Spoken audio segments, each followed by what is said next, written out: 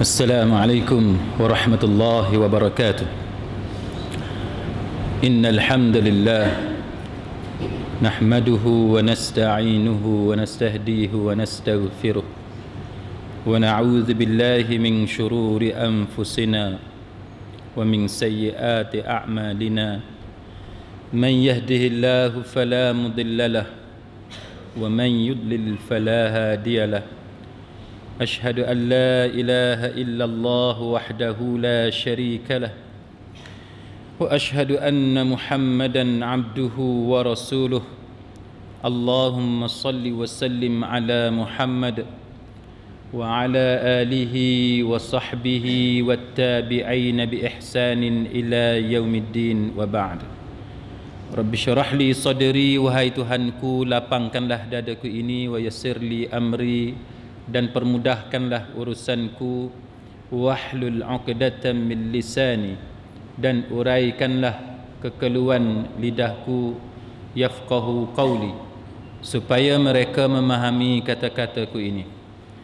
Saudara-saudari, sahabat sahabiah, muslimin muslimat, mudah-mudahan dirahmati dan diberkati oleh Allah Subhanahu wa taala.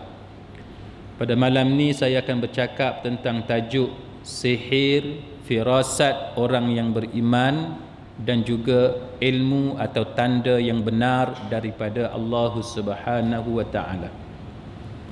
Kenapa saya memilih tiga perkataan itu ataupun tiga area yang berbeza? Yang pertamanya berkenaan dengan sihir, yang keduanya berkenaan dengan firasat orang yang beriman, dan yang ketiganya ialah tanda-tanda yang benar daripada Allah Subhanahu wa taala. Kerana yang pertamanya, saudara-saudari muslimin muslimat sekalian, ekoran daripada kejadian yang berlaku dalam negara kita, kehilangan pesawat terbang, termasuklah apa yang berlaku dalam masyarakat kita. Kalau hilang barang, umpamanya hilang sesuatu, maka menjadi kelaziman dalam masyarakat kita, mereka akan mencari satu kelompok manusia yang sering dikenali sebagai dukun ataupun pawang ataupun bomoh untuk mencari barang yang hilang. Termasuk bila hilang kapal terbang sebesar itu pun mereka tetap menggunakan pakai khidmat golongan ini. Itu yang pertama. Yang keduanya ialah kenapa saya juga memilih untuk bercakap tentang tajuk firasatul mukmin, firasat orang yang beriman, juga tanda-tanda yang benar daripada Allah Ta'ala. Kerana perlunya kita memahami bahawa apa yang berlaku dalam dunia ini, dia mempunyai tanda-tanda daripada Allah Subhanahu wa taala untuk kita bezakan dengan apa yang dinamakan sebagai ilmu hitam ataupun sihir ataupun yang seumpama dengannya. Baik, maka untuk memulakan perbincangan kita pada malam ini, saya ingin bacakan satu hadis yang diriwayatkan oleh Imam At-Tirmizi. Tapi hadis ni tuan-tuan sekalian mempunyai banyak masalah. Walaupun ada satu pandangan yang kata dia bertaraf hasan, tapi ramai di kalangan ulama ataupun boleh kita kata hampir semua, majoriti ulama mengatakan bahawa dia adalah lemah, dan sebahagiannya mengatakan bahawa hadis ini sangat lemah. Baik.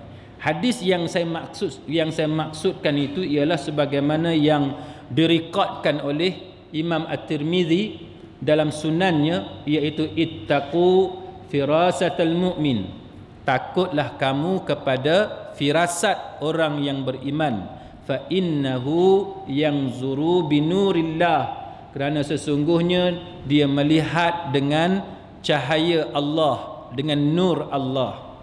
Baik, apa dia yang dimaksudkan sebagai takutlah ataupun berwaspadalah dengan firasat orang yang beriman? Apa dia firasat orang yang beriman? Firasat orang yang beriman kalau dalam bahasa kita yang kita mudah faham ialah ramalan. Boleh? Ramalan orang yang beriman. Ramalan, jangkaan orang yang beriman. Dia membaca tentang sesuatu yang mungkin akan berlaku. Itu yang dimaksudkan dengan firasat. Maka kalau mengikut hadis ini, dia menyebut bahawa ittaqu firasatal mu'min. Takutlah kamu ataupun berhati-hatilah ataupun berwaspadalah kamu dengan ramalan daripada orang yang beriman. Kenapa perlu berwaspada? Kerana berdasarkan hadis yang dipertikaikan ini dinyatakan bahawa kerana orang yang beriman itu melihat dengan cahaya Allah. Baik, muslimin muslimat sekalian, bila kita belajar hadis, antara perkara yang tuan-tuan perlu tahu ialah apabila hadis tu hadis yang lemah, apatah lagi kalau hadis itu sebahagian ulama mengatakan bahawa dia sangat lemah. Soalan yang pertama yang akan berlegar dalam kepala kita ialah adakah boleh kita pakai hadis tu? Kan? Muslimin muslimat sekalian, jikalau hadis tu tidak ada sokongan daripada hadis lain ataupun tidak ada nas daripada Al-Quran ataupun hadis itu mempunyai sesuatu masalah, maka ianya tidak boleh dipakai. Tapi kalau hadis tu tuan-tuan sekalian kebetulannya dia adalah selari dengan nas yang jelas daripada Al-Quran, dia ada sokongan yang lain daripada nas yang lain, maka hadis itu tidak boleh dipakai atas diri dia sendiri, tetapi kita mengguna pakai nas yang lain. Saya bagi contoh tuan-tuan sekalian, hadis ini kita kata bahawa kita tak boleh pakai hadis ni kerana sebahagian ulama mengatakan bahawa dia sangat lemah. Tetapi muslimin muslimat sekalian, selain daripada hadis ini, ada beberapa ayat Al-Quran yang menunjukkan bahawa Allah Ta'ala dia bagi tanda kepada manusia. Contohnya kita tengok dalam surah Al-Hijr ayat yang ke-75. A'udzu billahi minasyaitonir rajim. Inna fi dzalika laayatin lil mutawassimin. Sesungguhnya pada peristiwa itu terdapat tanda-tanda bagi golongan yang dikenali sebagai al-mutawassimin. Ayat Quran ini dia kata bahawa dalam peristiwa itu ada tanda-tanda bagi golongan al-mutawassimin. Siapa dia al-mutawassimin? Al-mutawassimin mengikut pandangan sebahagian ulama, dia mengatakan bahawa al-mutawassimin ialah orang ataupun golongan yang mana dengan menggunakan tanda-tanda daripada Allah Subhanahu wa taala, dia boleh melihat, dia boleh menjangkakan daripada tanda-tanda Allah Subhanahu wa taala. Saya nak bagi satu contoh yang mudah, yang biasa berlaku dalam masyarakat kita supaya kita mudah faham apa yang dimaksudkan dengan tajuk kita malam ni. Untuk membezakan antara firasat berdasarkan kepada ilmu yang benar dengan sihir ataupun ilmu hitam. Saya bagi satu contoh. Tuan-tuan bisa tengok dalam TV ramalan kaji cuaca. Kan? Ramalan kaji cuaca. Itu ramalan tu, ramalan. Maknanya firasat lah. Jangkaan. Hujan ke tidak kita tak tahu, tapi kita nak tahu esok hujan ataupun tidak, esok ombak setinggi mana kita nak tahu, esok angin selaju mana kita nak tahu. Boleh atau tidak satu jabatan tiba-tiba dia bagi tahu kepada kita bahawa esok akan hujan, dia buat ramalan esok akan hujan. Ataupun boleh tak atau tidak tuan-tuan sekalian, bila tuan-tuan keluar daripada rumah, tuan-tuan tengok langit gelap, awan hitam, tuan-tuan pun cepat pergi angkat kain di Sidayan. Bila orang tanya pasal apa kamu angkat kain di Sidayan, kita kata bahawa kerana hari nak hujan. Boleh atau tidak tuan-tuan buat ramalan macam tu? Ini contoh supaya kita faham.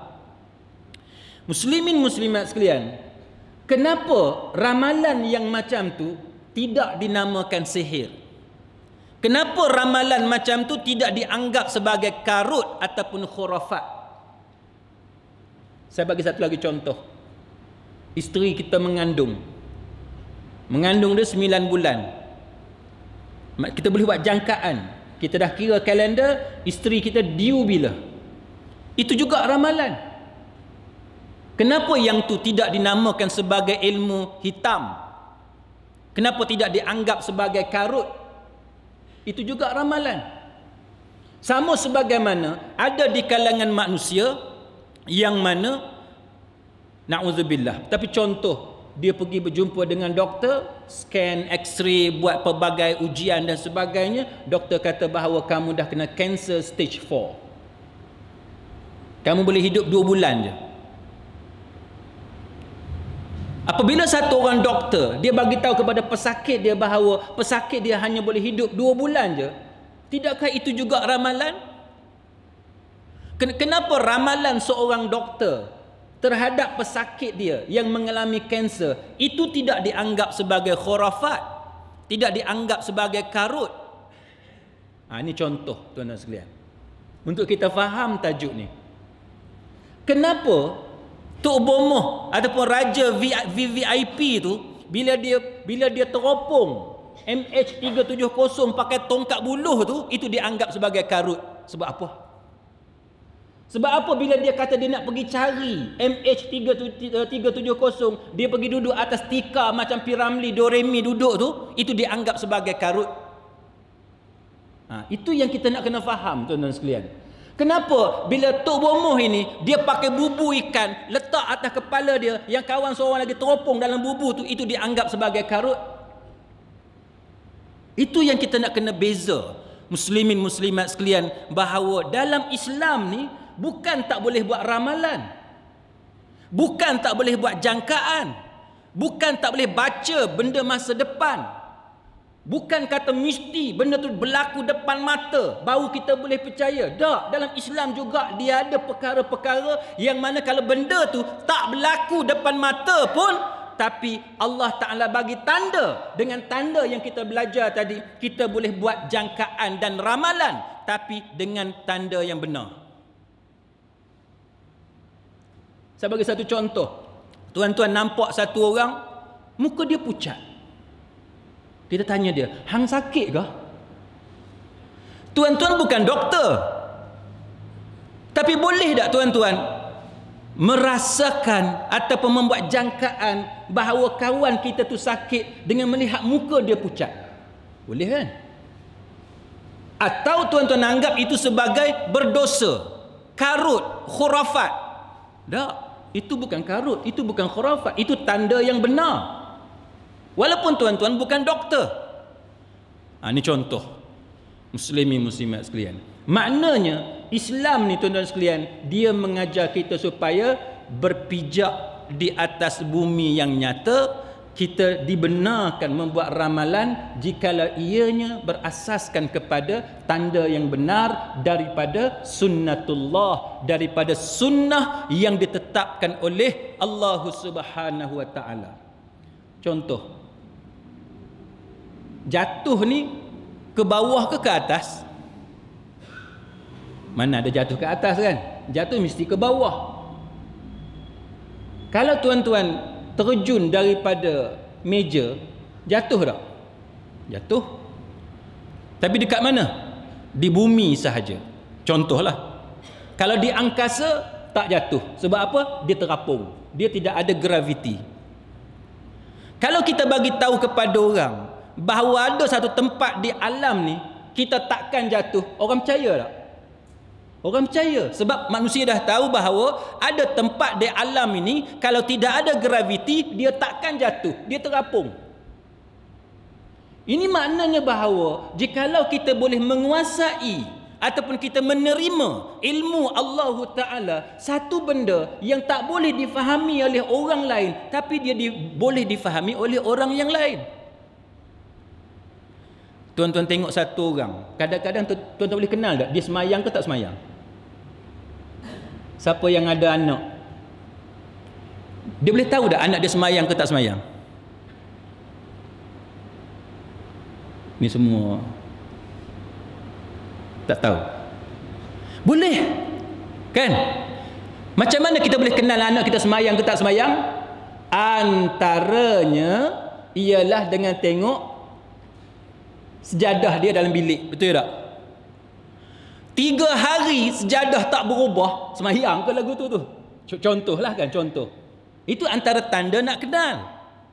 Kalau anak perempuan contohnya, cara lipat sejadah dengan kain telekung tu, macam itulah seminggu. Bila kita tanya dia, hang semayang tak? Dia kata semayang. Subuh semayang tak? Semayang. Zuhur sampai isyak semayang. Tapi kita tengok kain sejadah cara dia bulat lipat tu tak berubah-ubah tuan-tuan seminggu. Itu tanda yang kita boleh guna untuk kita hukum anak kita, ataupun kita buat andaian bahawa anak kita semayang ataupun tidak semayang. Ataupun anak kita dia masuk bilik air, kita kata, Man, ambil air semayang, ayah tunggu, jom kita pergi semayang dekat masjid. Anak kita masuk tak sampai seminit dia keluar dah. Kita tanya dia, hang ambil air semayang tak? Dia kata ambil, tapi muka kering. Hak basahnya tangan je, kaki kering. Dia basuh tangan saja. Tuan-tuan sekalian, boleh tak kita guna itu tanda bahawa dia sebenarnya tak ambil air semayang, dia basuh tangan sahaja, dia tak basuh muka dia tak basuh kaki dia? Boleh tak? Boleh. Boleh tak sebagai seorang bapa kita hukum anak kita berdasarkan tanda itu? Boleh. Walaupun kita tak nampak dia ambil air semayang ataupun tidak, tapi agama mengajar kepada kita bahawa di alam ini dia ada sunnatullah. Sunnatullah apa dia tuan-tuan? Kalau ambil air semayang, bila kita basuh tangan kita, tangan mesti basah. Bila kita basuh muka kita tuan-tuan, muka mesti basah, kecuali kita lap lah. Basuh kaki, kaki mesti basah. Maka berdasarkan kepada tanda yang macam tu, kita boleh hukum anak kita, rotan dia contohnya, ataupun kita memarahi dia contohnya, atau hukum dia dengan tidak membenarkan dia keluar bermain atas alasan dia tidak sembahyang, berdasarkan kepada tanda yang ada, walaupun kita sendiri tak pernah nampak dengan 2 biji mata kita dia sembahyang ataupun tidak. Okey, tuan-tuan boleh faham? Itu yang kata tanda-tanda tadi. Kenapa saya mengatakan bahawa yang Raja Bom VIP ni karut?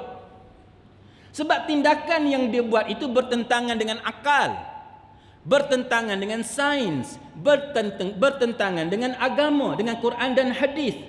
Tuan-tuan bagi tahu dekat saya, macam mana dia nak cari kapal terbang dengan meneropong pakai tongkat buluh? Dari segi akal, akal boleh terima tak? Tak boleh. Nombor 2, sains boleh terima tak kita teropong cari pesawat terbang pakai buluh ikan? Tak boleh. Agama pun tak boleh. Bila 3 ni kata tak boleh tuan-tuan sekalian, maka hukum dia karut, dia khurafat. Itu cara kita menghukum manusia untuk menentukan sama ada dia karut ataupun tidak. Baik. Muslimin muslimat sekalian, saya nak bagi satu contoh. Ka'ab bin al-Ahbar, Ka'ab al-Ahbar tuan-tuan, satu orang ulama Yahudi. Dia ni masuk Islam selepas kewafatan Nabi sallallahu alaihi wasallam. Seorang lagi nama dia Ka'ab al-Ashraf, itu orang lain, itu cerita lain. Itu yang dihukum bunuh oleh Nabi sallallahu alaihi wasallam kerana dia menghina Rasulullah sallallahu alaihi wasallam. Itu orang lain. Ka'ab al-Ahbar ni tuan-tuan, dia berasal daripada Yaman. Dia Yahudi Yaman. Dia masuk Islam selepas kewafatan Nabi sallallahu alaihi wasallam. Baik. Dan dia tergolong di kalangan ulama tabi'in. Ketika pemerintahan Umar Al-Khattab radhiyallahu anhu, berdasarkan riwayat yang dibawa oleh Imam At-Tabari, Imam At-Tabari bawa satu riwayat yang mengatakan bahawa Ka'ab al-Ahbar pada satu masa pada pemerintahan Umar Al-Khattab, dia terserempak dengan Umar Al-Khattab dan dia kata kepada Umar, "Wahai Umar, engkau hanya boleh hidup 3 hari je." Ka'ab al-Ahbar Siapa dia Ka'ab al-Ahbar? Ulama Yahudi yang masuk Islam selepas kewafatan Nabi. Dan Imam Az-Zahabi, tuan-tuan, dalam Siyar A'lam An-Nubala, dia kata bahawa Ka'ab al-Ahbar satu orang yang tidak dipertikaikan keislaman dia. Keislaman dia bagus. Islam dia tu tak dipertikaikan. Itu berdasarkan pandangan Imam Az-Zahabi. Baik. Dalam Bukhari tak pernah meriwayatkan satu hadis pun daripada Ka'ab al-Ahbar. Tapi Imam Muslim pernah membawa satu riwayat daripada Ka'ab al-Ahbar. Maknanya di sisi Imam Muslim, Ka'ab satu orang yang boleh dipercayai, satu orang yang thiqah, yang hadisnya boleh diriwayatkan. Baik. Bila dia kata kepada Umar al-Khattab, dia kata, wahai Umar, engkau akan mati dalam masa 3 hari.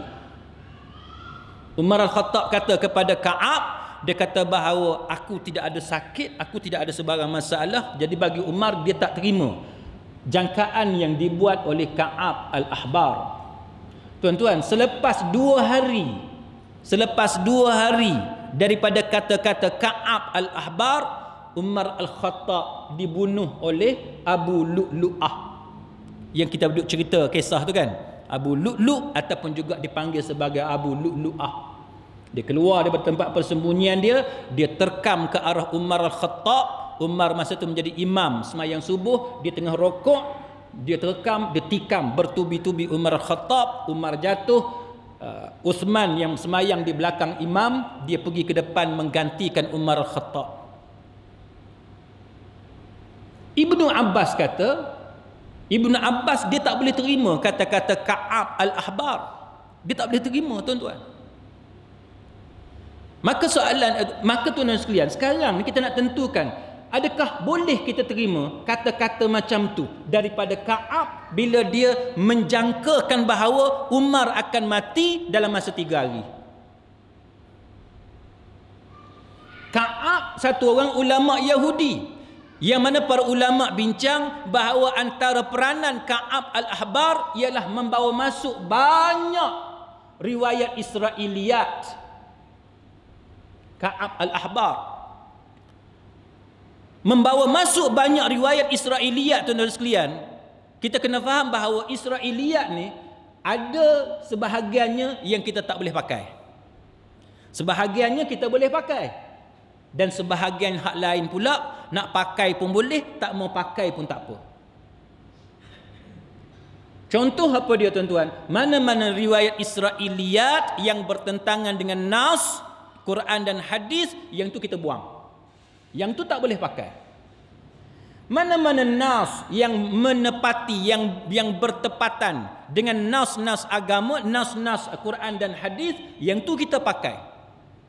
Mana-mana riwayat Israiliyat yang mana tidak ada pertentangan, sebarang pertentangan, makna nas agama diam tentang hal itu dan dia tidak membabitkan soal ajaran agama, yang tu nak pakai pun boleh, tak mau pakai pun tak apa. Itu antara peranan yang dilakukan oleh Ka'ab al-Ahbar, sebab dia ni seorang yang alim tentang Taurat, maka dia bawa masuk banyak riwayat Israiliyat. Baik, bagi sesiapa yang mungkin tak biasa dengan riwayat Israiliyat, apa dia riwayat Israiliyat ni, apa dia? Contohnya, tuan-tuan sekalian, dalam agama kita bila kita baca Quran ataupun kita baca hadis, tuan-tuan pernah jumpa tak Quran atau hadis yang bagi tahu nama iblis tu apa dia? Iblis nama apa? Tak ada kan? Tuan-tuan cari dalam Quran, tuan-tuan cari dalam hadis Nabi, tuan-tuan tak jumpa. Iblis lah kan? Iblis lah. Wa idh qulna lil malaikati isjudu li adama fasajadu illa iblis aba wastakbara wa kana minal kafirin. Iblis tu bukan nama dia. Iblis tu perangai dia tu, perbuatan dia tu. Baik. Maka datang daripada mana nama Azazil? Kan, bila kita baca kita ada jumpa buku-buku agama yang sebut bahawa iblis ni nama dia Azazil. Datang daripada mana Azazil? Azazil itulah contoh kepada tuan-tuan datang daripada riwayat Israiliyat. Tuan-tuan nak pakai nama Azazil pun boleh, tuan-tuan tak mau pakai nama Azazil pun tak apa. Sebab apa tuan-tuan? Sebab sekadar nama dia tak bagi apa-apa kesan kepada penghayatan agama kita. Kebetulan pula dia tidak bertentangan dengan mana-mana nas yang jelas daripada Quran dan hadis. Quran pun tak cerita nama iblis tu apa, hadis Nabi pun tak cerita nama itu apa, maka terpulang kepada kita nak pakai pun boleh, tak mau pakai pun tak apa. Sebahagian orang yang berhati-hati dia tak pakailah. Sebab ya Israiliyat ni banyak dipenuhi dengan pendustaan. Maka golongan yang berhati-hati dia tak mau pakai. Satu lagi contoh apa dia yang kita pernah cerita dulu berkenaan dengan ulama yang disifatkan seperti anjing yang sentiasa terjelir-jelir lidahnya. Tuan-tuan baca dalam tafsir Imam Ibn Katsir, dia sebut nama orang tu sebagai Bal'am ataupun Bul'am bin Ba'ura. Yang tu tuan-tuan tidak ada dalam Quran, tidak ada dalam hadis Nabi yang bagi tahu nama orang tu siapa dia, tak ada. Riwayat Israiliyat yang bawa cerita tu bahawa nama dia Bal'am ataupun Bul'am. Maka tuan-tuan nak pakai nama Bal'am ataupun tidak, tak mau pakai pun tak apa. Itu terpulang. Itu contoh. Muslimin muslimat sekalian. Maka bila satu orang dia menjangkakan kematian seorang yang lain, maka adakah itu dibenarkan dalam agama? Maka dia bergantung kepada bagaimana kita buat jangkaan. Bagaimana tuan-tuan buat jangkaan? Kalau tuan-tuan buat jangkaan berdasarkan tanda yang benar, maka itu dibolehkan. Sebagaimana yang kita cerita tadi, doktor umpamanya berdasarkan pengalaman dia, kalau orang tu kena kanser stage 4, dia boleh hidup katalah 3 minggu contohnya, maka itu bukan karut, itu bukan khurafat. Ataupun orang-orang tua kata jangan main dekat luar masa hujan, nanti bila hujan kena dekat kepala nanti demam. Adakah itu khurafat? Itu tidak khurafat, kerana itu berdasarkan kepada pengalaman.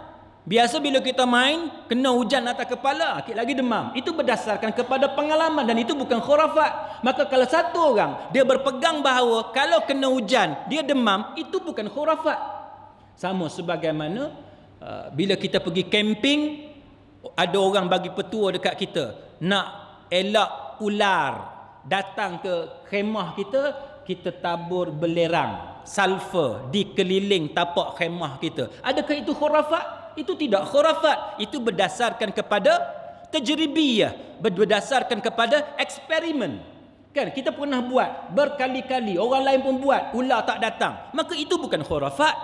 Ataupun ada orang bagi petua, katalah daun limau purut contoh, kan, hang letak daun limau purut, ular takkan datang. Itu bukan khurafat, kerana itu berdasarkan kepada pengalaman.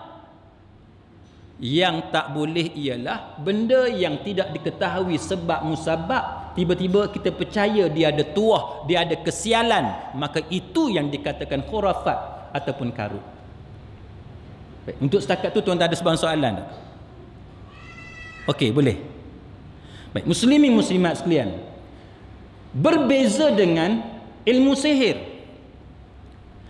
Baik, kenapa tuan-tuan sekalian ilmu sihir dia berbeza dengan apa yang disebut sebagai menghukum atau membuat jangkaan berdasarkan kepada tanda-tanda yang benar? Ilmu sihir kerana dia menggunakan syaitan. Dia menggunakan syaitan. Sebab itu kalau tuan-tuan tengok di dalam surah Al-Baqarah ayat 102 dan tuan-tuan tengok surah Al-Baqarah ayat 103 umpamanya, tuan-tuan akan melihat bagaimana Allah Subhanahu wa taala menceritakan tentang amalan sihir yang berlaku pada zaman Nabi Sulaiman alaihi salam. Antaranya kalau tuan-tuan tengok di dalam Al-Quran, Allah Taala menyebut wattaba'u ma tatlu syayatinu ala mulki Sulaiman. Mereka mengikut apa yang syaitan-syaitan mengedarkan ilmu hitam itu pada zaman Nabi Sulaiman alaihissalam. Yang duk sebar ilmu hitam ni, black magic ni tuan-tuan sekalian, adalah syaitan-syaitan pada zaman pemerintahan Nabi Sulaiman alaihissalam. Maka Quran kata wa ma kafara Sulaiman walakinnash-shayatin kafaru yu'allimuna an-nasa as-sihr wa ma unzila 'alal malakaini bi Babil Harut wa Marut. Dia kata Sulaiman tidak menjadi kafir, tetapi yang menjadi kafir adalah syaitan-syaitan yang mengajar manusia ilmu hitam ataupun sihir, dan yang mana dan tidaklah diturunkan dua malaikat di Babylon itu, Harut dan Marut itu. Baik, tuan-tuan sekalian, Allah Ta'ala dia cerita kepada kita bahawa pada zaman Nabi Sulaiman alaihissalam, kalau tuan-tuan tengok dalam tafsir Imam Ibn Kathir, dia cerita bagaimana Harut dan Marut ini diturunkan oleh Allah Ta'ala untuk menguji manusia. Sebabnya zaman Nabi Sulaiman alaihissalam, Nabi Sulaiman ni tuan-tuan, dia memerangi amalan sihir pada zaman dia. Dia perang. Antara cara dia memerangi amalan sihir, dia kutip semua buku-buku sihir ni. Yang mana yang orang tulis, buat buku apa semua tu, buat rujukan. Kalau istilah kita sekarang lah, buat rujukan tu, yang mana yang orang rekodkan petua-petua sihir, dia kutip-kutip semua, dia kambus di satu tempat. Manusia di zaman Nabi Sulaiman alaihissalam, dia cari balik benda yang dikambus oleh Nabi Sulaiman alaihissalam. Nabi Sulaiman nak hapuskan amalan sihir, tapi manusia ni dia tetap berdegil, dia nak amal juga ilmu sihir. Maka bila dia nak amal ilmu sihir, tuan-tuan sekalian, dia korek balik tempat tu, dia cari, dia jumpa. Dia jumpa, dia ambil, yang itulah dia buat rujukan untuk mengamalkan ilmu sihir. Disebabkan kedegilan manusia pada zaman Nabi Sulaiman alaihissalam, Allah Ta'ala turunkan Harut dan Marut. Harut dan Marut ni tuan-tuan, para ulama berbeza kepada dua pendapat. Pendapat minoriti, segelintir ulama berpendapat bahawa Harut dan Marut bukannya malaikat, tapi dia adalah manusia. Tapi jumhur mufassirun, kebanyakan ulama tafsir kata Harut dan Marut adalah malaikat. Sebab dalam ayat ni disebut dengan jelas, wa ma unzila 'alal malakain, disebut bahawa malakaini mana dua malaikat. Di mana? Di Babil, di Babylon, iaitu Harut dan Marut. Sebab itu jumhur mufassirun kata bahawa Harut dan Marut memang dua malaikat Allah yang diturunkan oleh Allah Ta'ala untuk menguji manusia. Sebab manusia pada zaman Nabi Sulaiman, dia tak boleh nak beza yang mana mukjizat Nabi dan yang mana ilmu sihir. Dia tak boleh nak beza. Macam kita hari ni lah tuan-tuan, kita hari ni yang duk pergi jumpa pawang, dukun apa semua ni, kadang-kadang bukan semua tu orang kampung yang tak mengaji, yang butuh huruf, tak. Kadang-kadang tuan-tuan boleh tengok orang kaya pun ada, ahli politik pun ada, dan orang yang mengaji agama pun ada. Sebab mereka keliru yang kata ilmu sihir tu apa dia. Baik, muslimin muslimat sekalian, maka Allah Ta'ala cerita macam mana peranan yang dimainkan oleh Harut dan Marut. Allah Ta'ala sebut dalam surah Baqarah, fayata'allamuna minhuma, dia kata wa ma yu'allimani min ahadin hatta yaqula, dia kata bahawa mereka berdua tidak mengajar sesiapa pun ilmu sihir itu sehinggalah ataupun kecuali mereka bagi amaran dulu. Harut dan Marut ni diturunkan oleh Allah Ta'ala, dia nak uji manusia. Maka manusia nak belajar ilmu sihir. Bila dia nak belajar ilmu sihir, tuan-tuan sekalian, maka dia akan berjumpa dengan Harut dan Marut. Sebab Harut dan Marut dikenali sebagai orang yang boleh mengajar ilmu sihir. Maka Harut dan Marut, dia akan bagi tahu dulu, kamu nak belajar dengan aku ilmu sihir, ada dua syarat, ada dua warning, dua amaran. Apa dia amaran dia? Yang pertamanya, amaran yang pertama yang Quran sebut di sini tuan-tuan sekalian, innama nahnu fitnah. Sesungguhnya kami adalah fitnah. Harut dan Marut kata nombor satu, kami adalah fitnah. Fitnah ni apa dia bahasa Arab? Fitnah ni maknanya ujian, cubaan, dugaan daripada Allah Azza wa Jalla.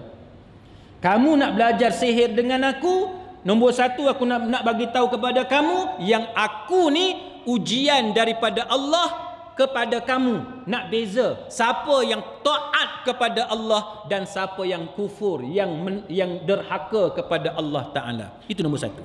Nombor dua tuan-tuan sekalian, dia bagi tahu, dia kata fala takfur, jangan kamu kafir di sisi Allah Subhanahu wa taala.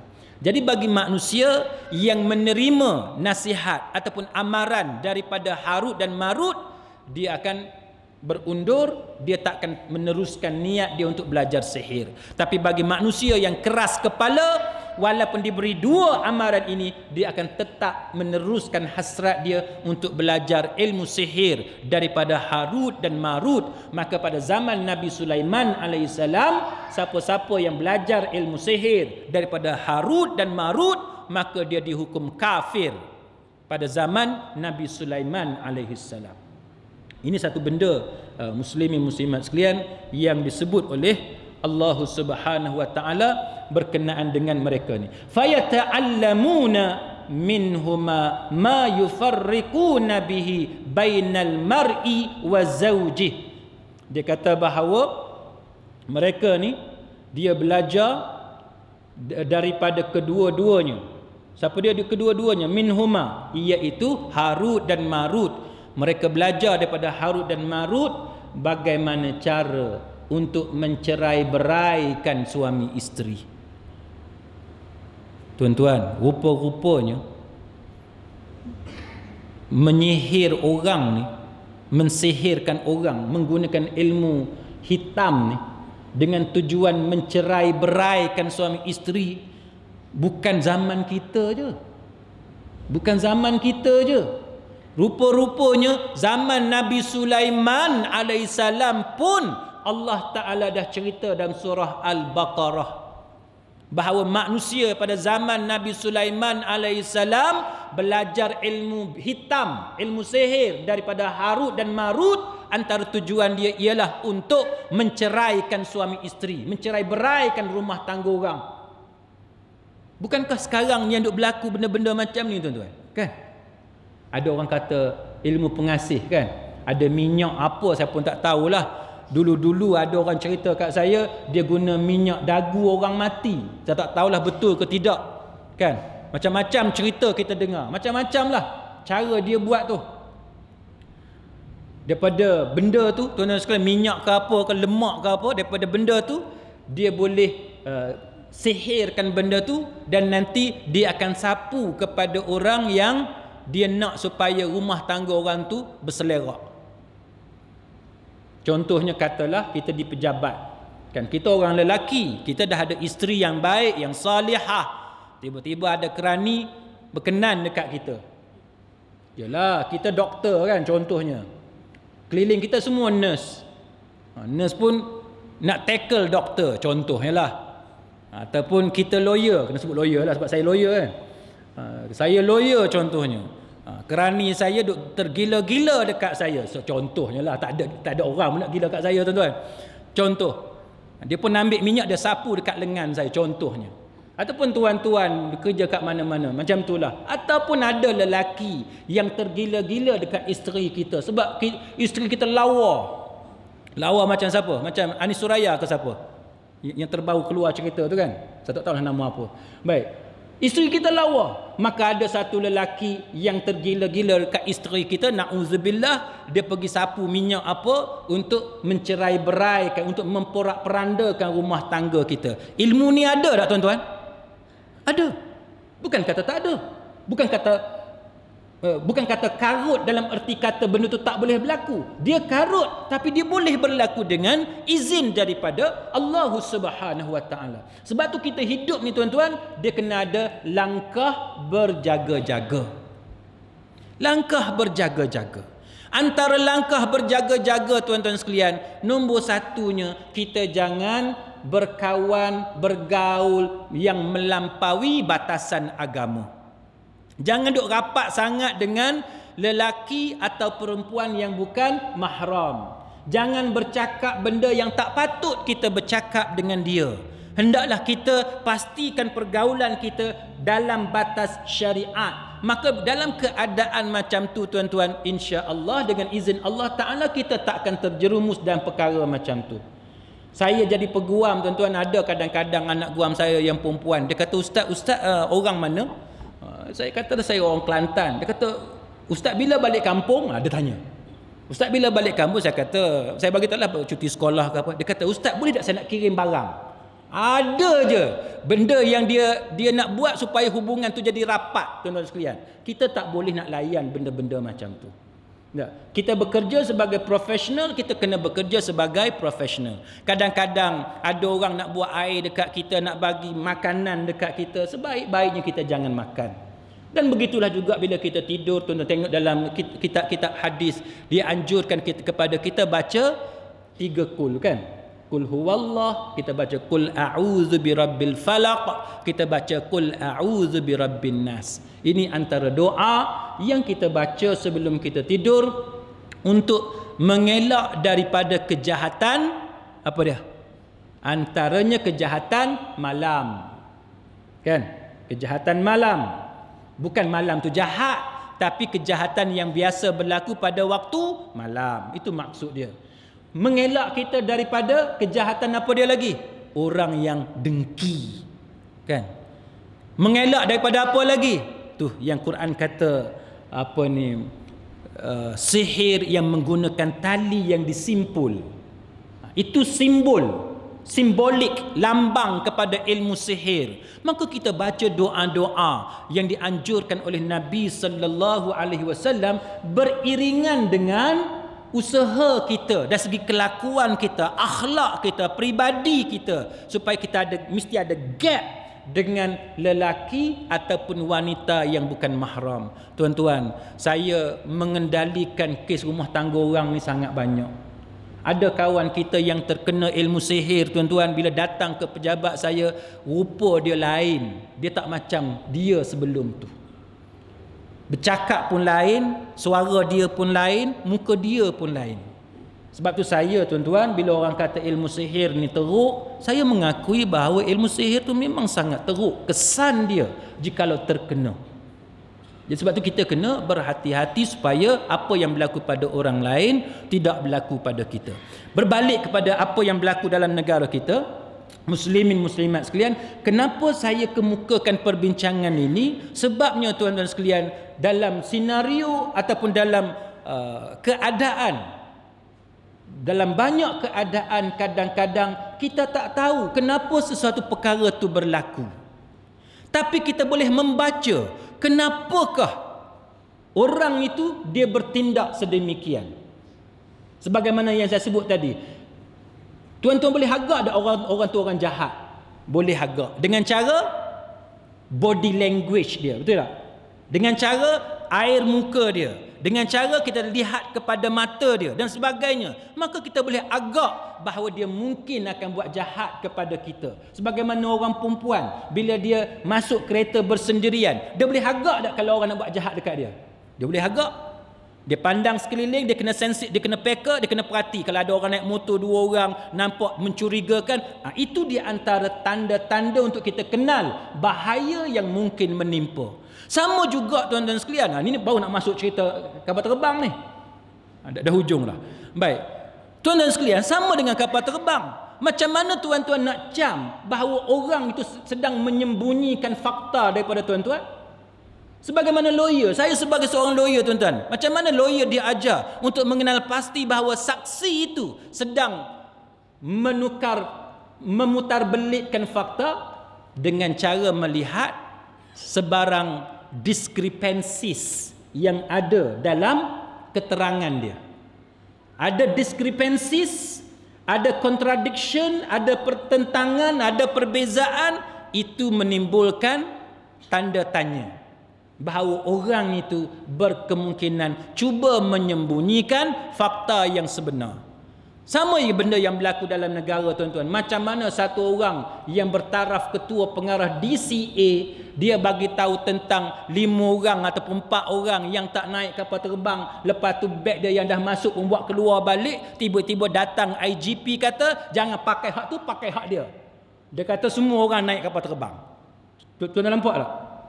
Bahawa ada sesuatu yang tidak kena. Jadi bila masyarakat speculate, kenapa masyarakat speculate, tuan-tuan sekalian?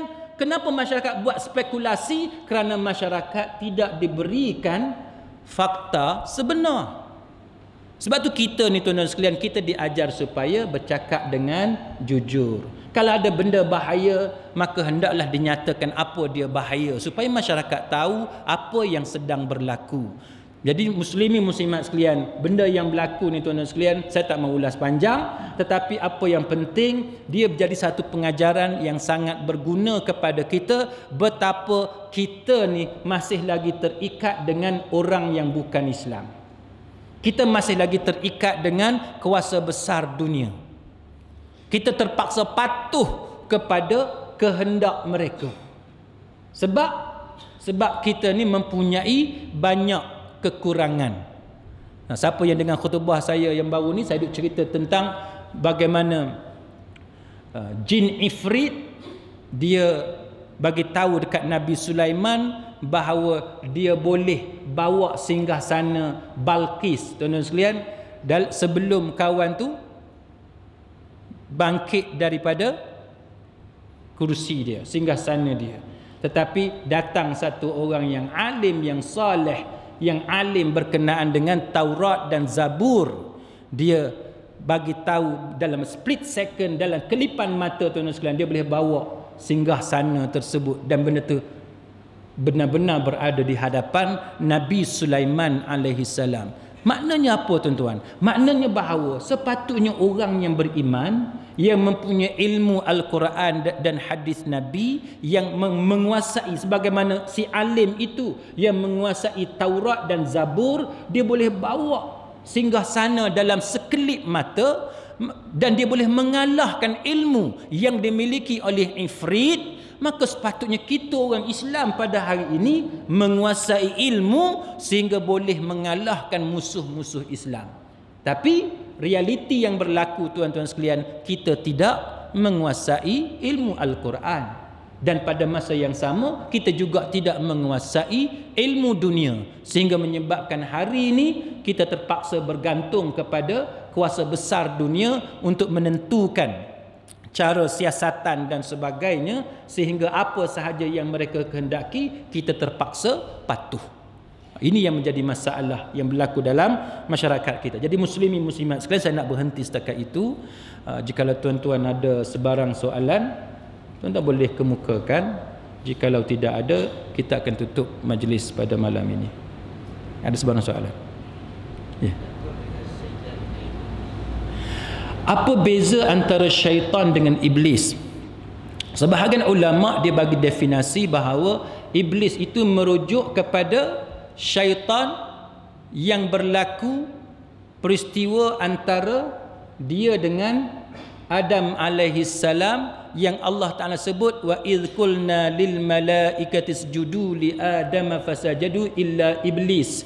Maka iblis itu ialah nama khusus bagi syaitan yang dalam peristiwa tersebut. Sebahagian ulama kata disebabkan cara bahasa yang digunakan oleh Allah Ta'ala itu menunjukkan bahawa iblis itu di kalangan malaikat yang enggan sujud kepada kejadian Adam alaihi salam. Manakala sebahagian ulama yang lain berpendapat bahawa iblis bukanlah datang daripada golongan malaikat, tapi dia makhluk yang terasing daripada malaikat. Itu di antara pendapat para fuqaha. Manakala syaitan ialah nama umum bagi kejahatan. Dia merujuk kepada syaitan jin dia juga merujuk kepada syaitan manusia. Manusia ada yang manusia yang beriman, ada manusia yang kafir. Maka manusia yang jahat, manusia yang menjadi pelopor kepada kejahatan, itu dipanggil sebagai syaitan.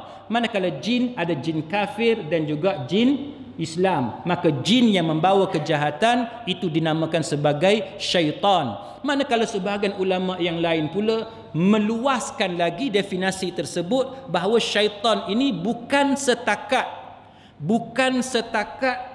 jin dan manusia, tapi dia juga boleh merangkumi kotoran dan sebagainya yang ada dalam tubuh kita. Sebagaimana yang disebut bahawa syaitan itu mengalir di dalam darah kita, kan? Maka para ulama duk bincang panjang lebar, apa maksud syaitan mengalir dalam tubuh kita? Adakah dia merujuk kepada syaitan itu sendiri dari golongan jin yang masuk dalam tubuh kita dan mengalir dalam darah, ataupun dimaksudkan oleh Nabi bahawa maksud syaitan itu ialah racun, toksik, benda-benda yang tak elok, bahan-bahan tak elok yang ada dalam badan kita? Wallahu a'lam. Tetapi para ulama tidak boleh memberi satu definisi ataupun memberi satu huraian secara konklusif yang dimaksudkan dengan syaitan tu apa dia. Tetapi secara ringkasnya, syaitan itu ialah tiga benda yang saya sebut tadi. Dia boleh datang daripada jin, dia boleh datang daripada manusia, dia juga mungkin melibatkan benda yang bahaya ataupun kotor selain daripada jin dan juga manusia. Jadi syaitan juga termasuk iblis yang kita sebut tadi. Wallahu a'lam. Ada soalan lain? Ya.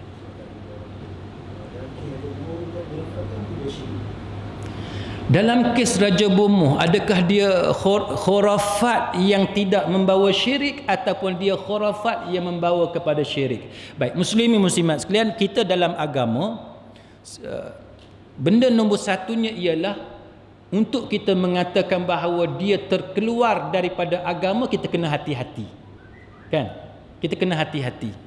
Sebab itu adalah lebih selamat bila kita ulas tentang perbuatan dia, kita mengatakan bahawa perbuatan dia itu boleh menyebabkan dia syirik kepada Allah Ta'ala, tapi jangan kita kata dia syirik. Tuan-tuan boleh beza tak? Baik. Sebab benda yang dia buat memang karut, kan? Benda yang dia buat tu memang karut. Karut ni bahasa Melayu. Bahasa istilah dalam agama ataupun bahasa Arabnya khurafat lah, kan? Jadi bila karut ni tuan-tuan, karut ni sama sebagaimana sesat. Sesat ni dia ada dua kemungkinan. Sesat yang tidak membatalkan syahadah ataupun sesat yang membatalkan syahadah. Sama sebagaimana karut ataupun khurafat. Karut ataupun khurafat ni, ada karut yang tidak membatalkan syahadah dan ada karut yang membatalkan syahadah. Baik. Kalau dia tu satu orang, dia buat benda tu karut, dia tak menggunakan iblis, dia tak menggunakan apa ni syaitan, dia tak menggunakan jin, dia saja nak tipu orang. Dia saja nak menipu orang supaya dia dapat duit. Contohnya, dia kata ni, aku tengok dalam cawan ni bini hang duk tengah cakap dengan bangla tu ni, aku nampak. Dia kata macam tu. Adakah dia menggunakan jin? Tak. Dia tak tahu apa-apa. Cuma dia nak tipu orang tu. Dia kata, kalau engkau bagi kat aku 500, aku akan bagi tahu yang bini kamu ni duk cakap dengan siapa. Kan? Tuan-tuan faham kan? Dia tak gunakan jin. Dia tipu je. Dia ambil cawan ni, dia kata, aku tengok dalam cawan ni bahawa apa ni engkau akan dibuang kerja. Bila kalau kau nak tahu bila, engkau bagi duit kat aku 500. Kita pun bagi kat dia. Kan? Bila dia cakap macam tu, tuan-tuan sekalian, dia sedang menghampiri perkara yang boleh menyebabkan syirik, tapi dia belum syirik lagi. Tapi tuan-tuan sekalian, bila dia menggunakan jin, bila dia menggunakan ilmu hitam, betul-betul menggunakan ilmu hitam, dia gunakan jin, dan dia kata dia nampak, berdasarkan ilmu hitam dia tu, dia nampak. Sedangkan syaitan memperdayakan dia. Sedangkan dalam cawan tu tak ada apa-apa, tapi syaitan ataupun jin memperdayakan dia. maka bila dia menggunakan jin ataupun syaitan, maka perbuatan itu menyebabkan dia syirik kepada Allah Subhanahu wa taala. Walau bagaimanapun kita nak hukum dia syirik, sebelum kita hukum dia syirik, kita perlu panggil dia dan bagi tahu dekat dia. Kita kena sedarkan dia bahawa perbuatan dia itu perbuatan syirik. Tapi nak hukum dia syirik tak boleh lagi. Bila kita bagi tahu bahawa benda yang dia buat itu adalah benda yang syirik, tiba-tiba dia sedar, dia tersedar bahawa dia tak perasan benda yang dia buat tadi, maka dia diampunkan oleh Allah Subhanahu wa taala, hendaklah dia beristighfar dan kita tak boleh hukum dia sebagai syirik. Tapi kalau dia tetap meneruskan perbuatan dia dalam keadaan kita telah menjelaskan bahawa perbuatan itu adalah perbuatan yang syirik, maka dia seorang yang syirik kepada Allah Subhanahu wa taala. Tapi nak hukum dia sebagai syirik, tuan-tuan mesti sangat berhati-hati. Jangan tergesa-gesa. Sebab itu nasihat saya, lebih baik orang awam macam kita ni tuan-tuan, kita jangan hukum dia syirik, kita tunggu fatwa. Kan? Tuan-tuan akan kata, ustaz nak tunggu fatwa bila nak keluar? Kan? Bila nak keluar? Itu dosa tu biarlah orang yang bertanggungjawab tanggung. Kita orang awam, kita tidak ada kemahiran berfatwa, kan? Maka biarlah orang yang berkaitan menanggung dosa kerana tidak mengeluarkan hukum ke atas apa yang sedang berlaku. Wallahu alam. Ada soalan lain? Ya.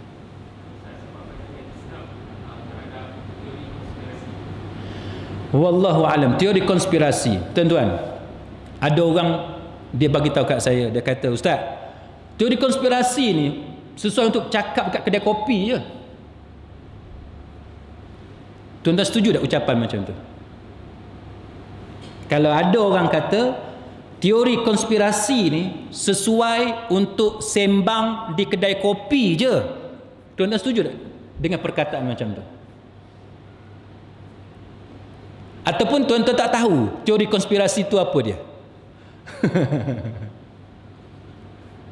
Baik. Bila sebut teori, tuan tahu teori kan? Teori tahu. Konspirasi tahu kan? Contoh apa dia? Contoh yang popular apa dia? Yang hak zaman hak dekat ni apa dia? Yang dekat 9/11 kan? 9/11 itu satu contoh teori konspirasi. Apa dia teori konspirasi? Sebenarnya yang langgar tu bukanlah orang Islam, bukanlah orang Arab yang dituduh dan sebagainya, tetapi dia adalah perancangan Yahudi contohnya. Dia adalah perancangan Amerika contohnya, kan? Yahudi ambil cuti 3,000 orang sebagai contohlah, kan? Untuk memburukkan Islam, untuk menghalalkan jenayah yang dibuat oleh Amerika. Itu yang dimaksudkan sebagai teori konspirasi. Sedangkan kita duk ingat bahawa benda tu memang orang Islam yang pergi rampas kapal terbang tu dan dia pergi langgar bangunan tu. Sebenarnya bukan, itu adalah konspirasi pihak barat untuk memburukkan Islam. Itu teori konspirasi. Satu contoh, kan? Contoh yang kedua apa dia? Teori konspirasi yang agak lama sikit apa dia? Pembunuhan John F. Kennedy, kan? Pembunuhan John F. Kennedy yang dikaitkan dengan ejen-ejen perisikan Amerika terlibat sama dalam membunuh John F. Kennedy, Presiden Amerika. Apa lagi contoh? Contohnya ialah pendaratan Neil Armstrong di bulan. Dia sebenarnya bukan mendarat di bulan tapi di padang pasir, kan? Di padang pasir. Sebab apa tuan-tuan? Sebab berlaku antara Rusia dengan Amerika masa tu sedang berlawan. Siapa yang terkehadapan dalam teknologi menguasai angkasa lepas. Jadi ada pihak dia nak patahkan, dia nak dia nak tonjolkan bahawa dia yang berjaya. Dia pergi reka satu cerita bahawa dia dah sampai dah dekat bulan. Maka timbullah, saya duduk di UK tuan-tuan sekalian 4 tahun tu, beberapa kali saya tengok dokumentari yang BBC tunjuk kenapa sebahagian orang percaya bahawa Neil Armstrong sebenarnya tidak mendarat di bulan, tapi dia adalah teori konspirasi yang melibatkan pihak Amerika untuk menunjukkan bahawa dia adalah juara dalam usaha menawan angkasa. Dengan dia bagi contoh bendera yang ditiup angin, kan? Macam mana kat bulan ada angin. Dia bagi contoh macam mana bayang-bayang ada 3. matahari ada satu je, tiba-tiba macam mana bayang-bayang ada tiga, macam ada spotlight pula dan sebagainya. Itu contoh tuan-tuan sekalian yang dipertikaikan. Dan kalau tuan-tuan tengok benda tu logik tau. Dakwaan konspirasi itu logik. Tapi wallahu alam kita tak tahu sebab masing-masing ada kepentingan. Baik, bila soalan tanya saya, apakah pandangan Islam terhadap teori konspirasi? Saya rasa tuan-tuan pun boleh jawab, betul tak? Betul ke tak betul? Saya dah bagi contoh tiga tadi. Tuan-tuan dah belajar selama ni dengan pelbagai tok guru dah, kan? Sepanjang tuan-tuan mengaji ni dengan ustaz-ustaz yang hebat-hebat ni, tuan-tuan boleh kait tak dengan yang berlaku dalam sejarah Islam? Ada tak konspirasi? Ada ke tak ada? Ada. Apa dia? Bagi contoh, apa dia? Macam mana peperangan antara Ali dengan Aisyah? Macam mana peperangan antara Ali dengan Muawiyah, peranan puak-puak munafik yang bubuh istilah kita yang menjadi batu api, yang berpura-pura menjadi tentera Ali, yang berpura-pura menjadi tentera Aisyah dan sebagainya, sehingga menyebabkan dua puak yang tak sepatutnya bergaduh tiba-tiba boleh bergaduh. Tidakkah itu teori konspirasi? Betul tak? Itu teori konspirasi. Apa lagi? Pembunuhan Uthman sehingga Uthman dianggap sebagai jahat sedangkan Uthman tidak jahat. Pembunuhan Ali sedangkan Ali tidak jahat. Ali hanya menangguhkan hukuman qisas ke atas pembunuh Uthman kerana keadaan negara yang tidak stabil. Tetapi kerana teori konspirasi menyebabkan Ali dibunuh. Apa lagi? Macam mana puak Yahudi berpakat untuk mengalahkan Nabi di Madinah, kan? Qainuqa dan Bani Qainuqa, Quraizah dan sebagainya. Itu teori konspirasi. Maknanya benda yang asalnya kita nampak, sebagaimana tuan-tuan tengok hadisul ifk, kan? Hadisul ifk sehingga menyebabkan Aisyah dianggap sebagai seorang yang jahat. Sedangkan Aisyah bukan perempuan yang jahat, dia seorang perempuan yang terpelihara maruah dia.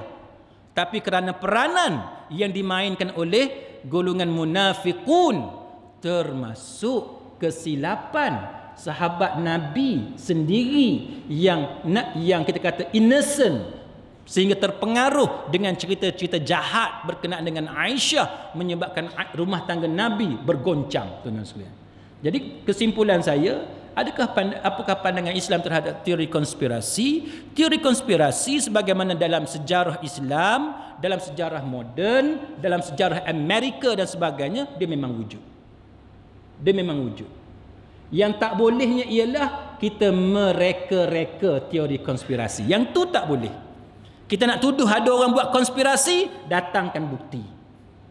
Kita reka, kita exaggerate, yang tu tak boleh. Okey, wallahu a'lam.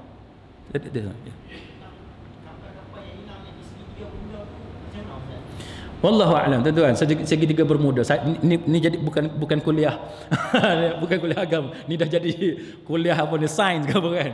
Tak apalah, saya jawab. Kalau tuan-tuan baca pasal segitiga bermuda, sebab saya dulu pun minat dengan segitiga bermuda.